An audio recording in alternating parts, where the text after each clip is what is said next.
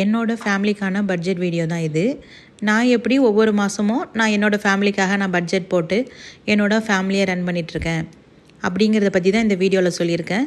கண்டிப்பாக இது எல்லாருக்கும் யூஸ்ஃபுல்லான வீடியோவாக தான் இருக்கும். இப்போ தான் ஃபஸ்ட் டைமாக என்னோடய வீடியோ பார்க்குறீங்கன்னா மறக்காமல் சப்ஸ்கிரைப் பண்ணிவிட்டு பாருங்கள். பணம் என் கைக்கு வந்ததுமே ஃபஸ்ட்டு நான் செய்கிற செலவு சேமிப்பாக தான் இருக்கும்.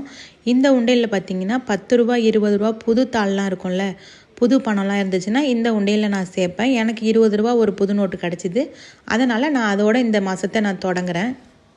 இது மாதம் நம்ம பண்ணக்கூடிய செலவை தான் நான் பட்ஜெட் போட்டிருக்க வீடியோ தான் இது. இயர்லி எக்ஸ்பென்சஸ்லாம் நான் இதில் மென்ஷன் பண்ணல. எல்லாத்துக்குமே நான் தனித்தனி வீடியோ நான் போட்டிருக்கேன். ஸோ நம்ம பண்ணுற செலவு மட்டும்தான் இந்த வீடியோவில் இருக்கும். மற்றபடி சேவிங்ஸ் எதுவும் இந்த வீடியோவில் வராது. சேவிங்ஸுக்கெலாம் நான் ஆல்ரெடி வீடியோ போட்டிருக்கேன். ஸோ யாருக்கெல்லாம் யூஸ்ஃபுல்லாக இருக்குதுன்னு நினைக்கிறீங்களோ, உங்களுக்கு பட்ஜெட் போட தெரியல, இல்லை இந்த சம்பளத்தில் உங்களுக்கு ஒரு பட்ஜெட் தேவைப்படுதுன்னா இது கண்டிப்பாக யூஸ்ஃபுல்லான வீடியோவாக இருக்கும். நெக்ஸ்ட்டு பார்த்திங்கன்னா, நான் பணம் கைக்கு வந்த உடனே பார்த்திங்கன்னா ஃபஸ்ட்டு நான் இந்த உண்டையில் தான் நான் பணம் போடுவேன். நெக்ஸ்ட்டு ஆப்பில் நான் என்னென்னத்துக்கு நான் பணம் கட்டுறேங்கிறதுலாம் நான் சொல்லியிருப்பேன். சேவிங்ஸ் எல்லாம் நான் வேறு வீடியோவில் சொல்லியிருப்பேன். இல்லை என்னோடய சேவிங்ஸ் நான் என்னென்ன சேவிங்ஸ் பண்ணுறேன்னு வேணும்னா நீங்கள் கமெண்ட் பண்ணுங்கள். கண்டிப்பாக நான் நெக்ஸ்ட்டு வீடியோவில் நான் சொல்கிறேன். ஸோ இந்த உண்டையில் பொறுத்த வரைக்கும் நான் பணம் வந்த உடனே பார்த்திங்கன்னா 500 ரூபா அதில் நான் ஃபஸ்ட் டைம் போட்டுருவேன்.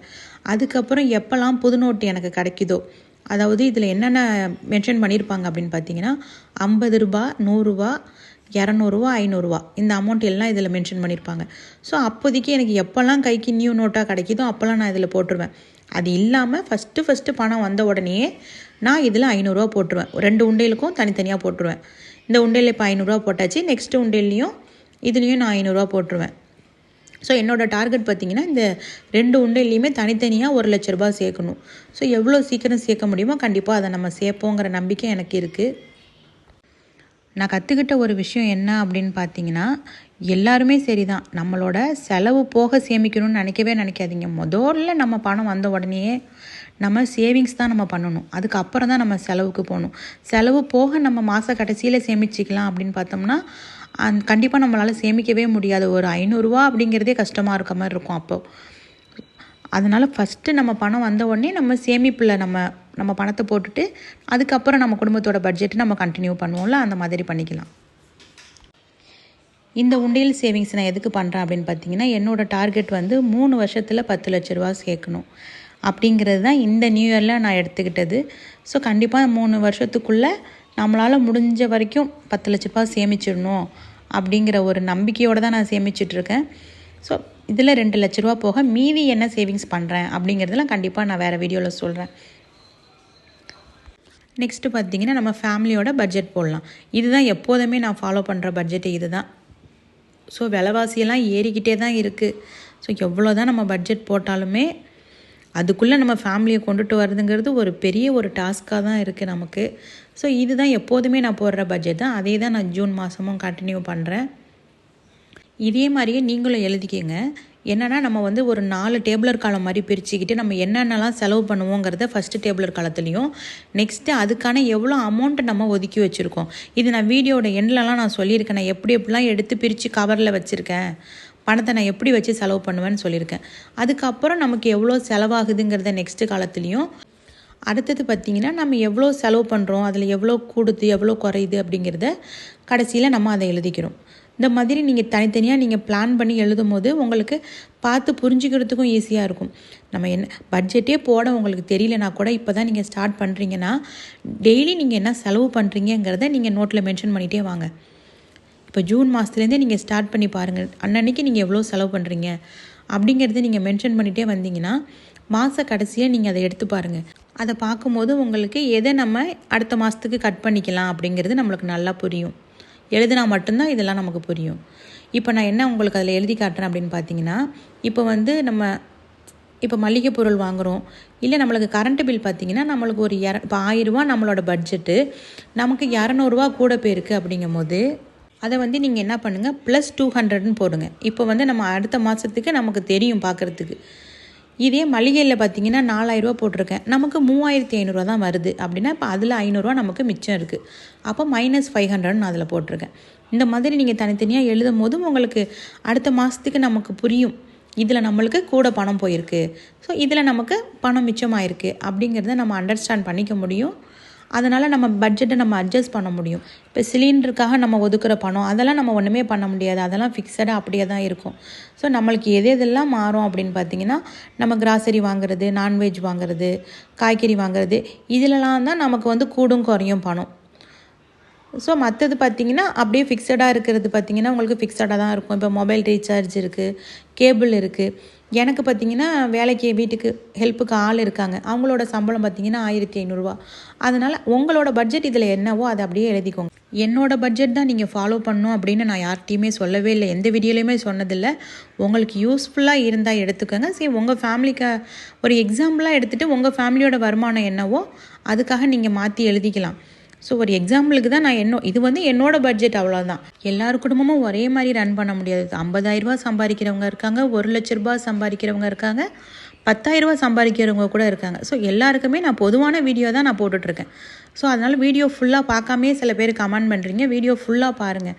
இப்போ நீங்கள் வந்து 50,000 நீங்கள் செலவு பண்ணிடுறீங்கன்னா அது உங்களோட விருப்பம் தான், அதை வந்து யாரும் ஒன்றும் பண்ண முடியாது. சில பேர் கடனில் இருக்காங்க, கடனில் போகக்கூடாது, ஸோ அந்த கடன்லேருந்து மீண்டு வரணும் அப்படிங்கிறத தான் நான் ஒவ்வொரு வீடியோவில் நான் ஒரு மிடில் கிளாஸ்க்காக தான் நான் போட்டுட்ருக்கேன்.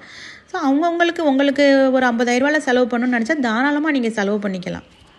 நெக்ஸ்ட்டு பார்த்திங்கன்னா, ஒவ்வொரு குடும்பத்துலேயும் கட்டாயமாக எடுத்து வைக்க வேண்டியது பார்த்திங்கன்னா எமர்ஜென்சி கேஷ்.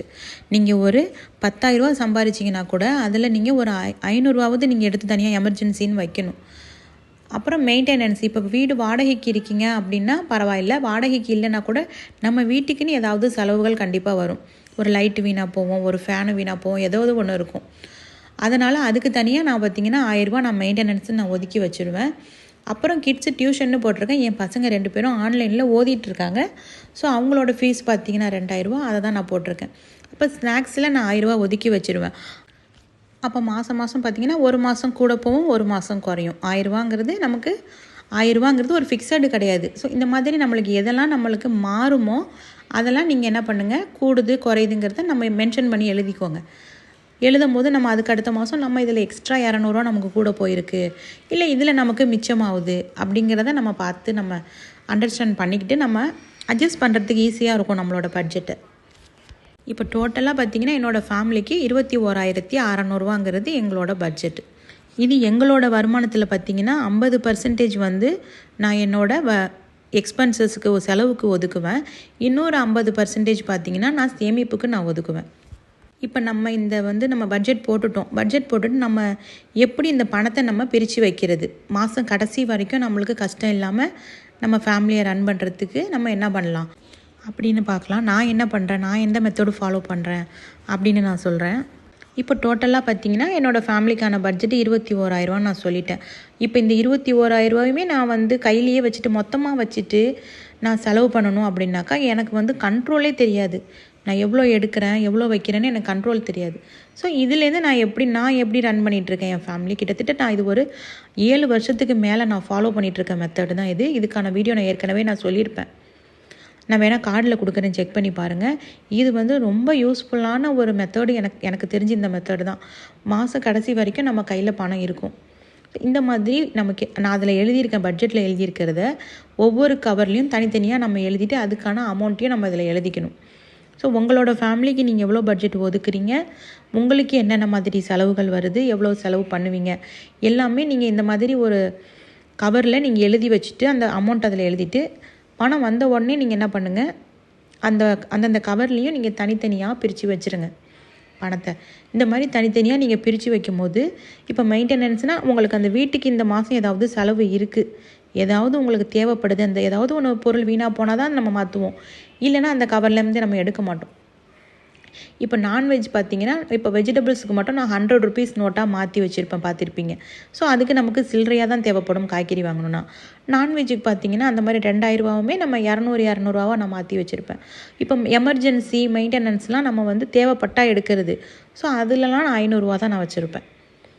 ஸோ இந்த மாதிரி ஒன்றுத்துக்காக நம்ம பிரித்து வைக்கும் போது இப்போ காய்கறி வாங்குறேன்னா அந்த காய்கறி கவர்லேருந்து மட்டும்தான் நான் எடுப்பேன். அதில் பேலன்ஸ் கொடுத்தாங்கன்னா நான் அந்த கவர்லேயே வச்சுருவேன். இப்போ மாற்றி நம்ம எடுக்கக்கூடாது. இப்போ நான்வெஜ் வாங்க போகிறோன்னா நம்ம காய்கறியில் போய் எடுக்கக்கூடாது. இந்த மாதிரி எந்தெந்த பொருள் வாங்குறீங்களோ அதில் மட்டும்தான் நீங்கள் எடுக்கணும். இல்லை நீங்கள் இப்போ இந்த மாதத்துக்கு உங்களுக்கு 2000 நீங்கள் வந்து நான்வெஜ்ஜுக்குன்னு ஒதுக்கியிருக்கீங்க, உங்களுக்கு ஒரு 20 நாளையிலேயே அந்த அமௌண்ட்டு சரியாக போயிடுச்சு அப்படின்னா அந்த 10 நாளைக்கு என்ன பண்ணலாம் அப்படின்னா நீங்கள் உங்கள் பட்ஜெட்டை மீறி செலவு பண்ணிட்டீங்க. ஸோ உங்களுக்கு அது முடிஞ்சிருச்சு அப்படின்னு நீங்கள் இந்த மாதிரி பிரித்து வைக்கும் போது தான் உங்களுக்கு தெரியும். இல்லை மொத்தமாகவே நீங்கள் கையில் காசை வச்சுக்கிட்டு நீங்கள் செலவு பண்ணும்போது உங்களுக்கு எதுக்கு நம்ம அதிகமாக செலவு பண்ணுறோம், எதுக்கு கம்மியாக செலவு பண்ணுறோன்னே தெரியாமல் போயிடும். ஸோ இந்த மாதிரி நீங்கள் பணம் வந்த உடனே நீங்கள் பிரித்து வச்சிட்டிங்கன்னா கண்டிப்பாக உங்கள் கையில் மாத கடைசி வரைக்கும் உங்களுக்கு பணம் இருக்கும். அந்தந்த கவரில் நீங்கள் பணம் மீதமாகிறத கூட பார்க்க முடியும். ஸோ எனக்கு வாடகை இல்லை, அதனால் நான் ரெண்ட்டுக்குன்னு நான் தனியாக கவரில் பணம் வைக்கல. ஸோ நீங்கள் வாடகை வீட்டில் இருக்கீங்க, இந்த வீடியோ பார்க்குறீங்க, உங்களுக்கு அந்த பட்ஜெட் தேவைப்படுதுன்னா நீங்கள் உங்களோட வாடகைக்கு எவ்வளோ பணம் அப்படின்ட்டு நீங்கள் எடுத்து வச்சிங்க. ஸோ இது மாதிரி ஒரு எக்ஸாம்பிளாக எடுத்துக்கிட்டு நீங்கள் உங்கள் ஃபேமிலிக்கு எப்படி உங்களுக்கு எவ்வளோ ரன் பண்ண போகிறீங்க. இப்போ நான் 21,000 என்னோடய ஃபேமிலிக்கான பட்ஜெட்டு. ஸோ இதே மாதிரி சேமாக உங்கள் ஃபேமிலி இருக்குன்னா நீங்கள் ஃபாலோ பண்ணலாம். இல்லை நீங்கள் ரெண்ட்டு கொடுத்துட்ருக்கீங்க அப்படின்னா நீங்கள் அந்த ரெண்ட்டுக்கான அமௌண்ட் நீங்கள் அதில் எழுதணும். எனக்கு என்னோடய குடும்பத்துக்கு பார்த்திங்கன்னா இதுதான் ஃபிக்ஸடாக மாதம் நான் இதே பட்ஜெட் தான் நான் கண்டினியூ பண்ணிட்டு வரேன். இந்த வீடியோ உங்களுக்கு யூஸ்ஃபுல்லாக இருக்குது அப்படின்னு நீங்கள் நினச்சிங்கன்னா மறக்காமல் ஒரு ஹைப் கொடுத்துடுங்க நம்ம வீடியோவுக்கு. என்னோடய சேனலை சப்ஸ்கிரைப் பண்ணி வச்சுக்கோங்க. நான் போடுற ஒவ்வொரு வீடியோவும் யூஸ்ஃபுல்லான வீடியோவாக தான் இருக்கும்.